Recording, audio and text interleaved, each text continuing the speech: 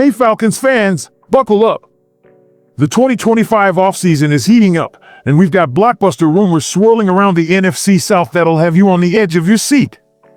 From a tight end in Atlanta facing a make-or-break season to a star safety turning down a Carolina offer for a shot at glory elsewhere, there's no shortage of drama.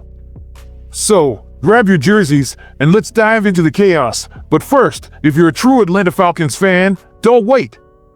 Hit that like button, subscribe, and turn on notifications. Only 1% of viewers actually subscribe. Let's change that. A small action that makes a huge difference.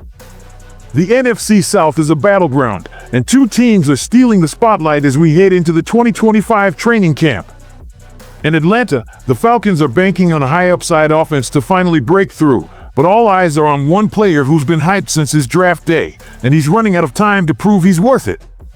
Meanwhile, in Carolina, the Panthers are scrambling to bolster their roster, only to get a cold shoulder from a veteran star who's got his sights set on a Super Bowl ring. These aren't just rumors, they're the kind of stories that could reshape both franchises. Let's break it down and see what's at stake. Let's start with the Falcons, where the spotlight is firmly on tight end Kyle Pitts.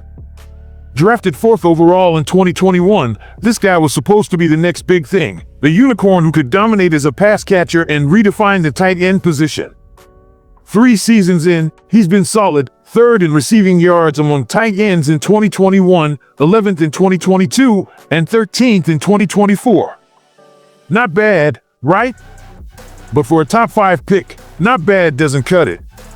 Fans and analysts have been relentless, calling out his route running, effort, and inability to live up to the hype. Now, on his 5th-year option, 2025 is do or die for Pitts in Atlanta. Here's the deal. Pitts has a golden opportunity with Michael Penix Jr., a big-armed quarterback who can stretch the field and hit Pitts on those deep routes he loves. The Falcons have been working on his run blocking and pass protection skills, and if he can step up in those areas while forming a dynamic connection with Penix, we could finally see the game-changer Atlanta envisioned. Imagine Pitts hauling in 1,000 yards, 10 touchdowns, and becoming the focal point of this offense. Falcons fans, that's the dream, right? But if he delivers another inconsistent season, with flashes of brilliance mixed with disappearing acts, the Falcons might cut ties. At just 24 years old, Pitts is young enough to earn a long-term deal, but the clock is ticking. Will he rise to the occasion, or will Atlanta move on? And let's not sleep on Charlie Warner, the unsung hero of this tight end room. Warner played over 55% of offensive snaps in 6 of the last 9 games of 2024, and his blocking is a godsend for running backs Bijan Robinson and Tyler Allgeier.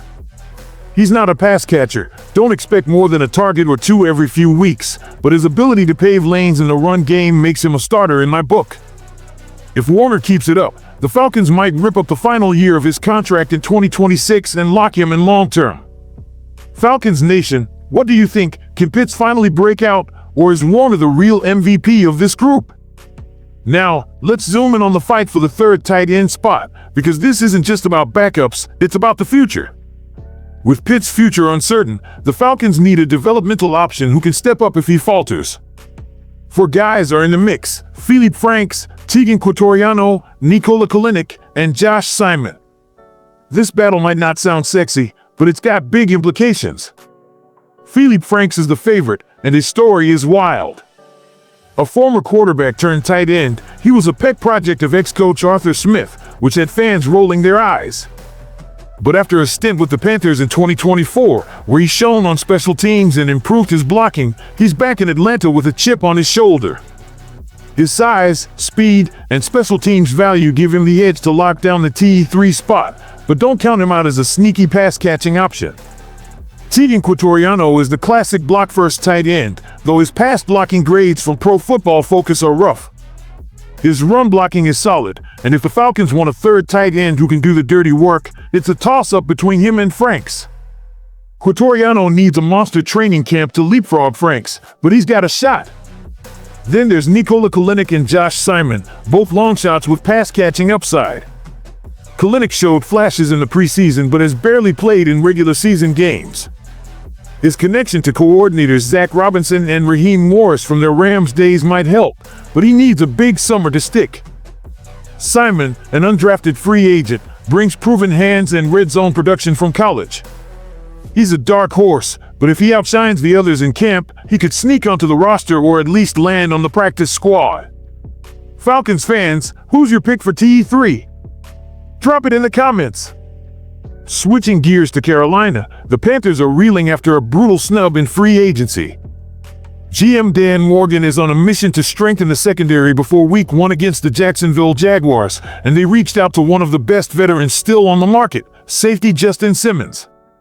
A two-time Pro Bowler coming off a solid 2024 with the Falcons, Simmons has ties to Carolina's defensive coordinator Ejiro Evero, so it seemed like a perfect fit. But here's the gut punch. Simmons turned him down flat. Why? Simmons told the Denver Post he's holding out for a contender. At this stage of his career, he wants a Super Bowl ring, and the Panthers, still rebuilding after years of struggle, don't fit the bill. I think Atlanta I would still pick 10 out of 10 times if I was in the spot last year, Simmons said. But now, being a little bit more picky, a contender is number 1 on the list. Ouch, Panthers fans, that one stings. It's a harsh reminder that until Carolina builds a winning culture, stars like Simmons will look elsewhere. Morgan isn't panicking, though. With weeks left before the season, he's scouring the market for other veterans who fit the Panthers' timeline. Cuts are coming across the league, and there's still time to find a gem. But for fans, this rejection hurts. The Panthers have young talent like Bryce Young and a defense with potential, but they're not contenders yet. Can they change that narrative in 2025, or will they keep getting passed over by the NFL's elite? So, where do we go from here? For the Falcons, it's all about Pitts. If he and Penix click, Atlanta's offense could be unstoppable, with Bijan Robinson, Drake London, and Pitts forming a nightmare trio for defenses. But if Pitts stumbles, the Falcons face tough decisions: trade him, let him walk, or double down on a new tight end. The T3 battle will also shape their depth chart, and a guy like Frank Simon could be a sneaky X factor. For the Panthers, Simmons' snub is a wake-up call. Morgan needs to find a difference maker in the secondary, and fast, if they want to compete in a tough division. The Jaguars loom in Week 1, and a bolstered defense could set the tone for a turnaround season. But the bigger question is, how long until Carolina becomes a destination for stars like Simmons? NFL fans, this is just the beginning. The 2025 offseason is packed with more rumors, trades, and drama that'll keep us glued to our screens. Should the Falcons bet on Pitts or plan for life without him? Can the Panthers bounce back from Simmons' rejection and find a game changer? Let me know your thoughts in the comments below. Smash that like button, subscribe for more NFL breakdowns, and turn on notifications so you don't miss the next big story. As always, keep it locked for the latest, because the NFL never sleeps. Go Falcons!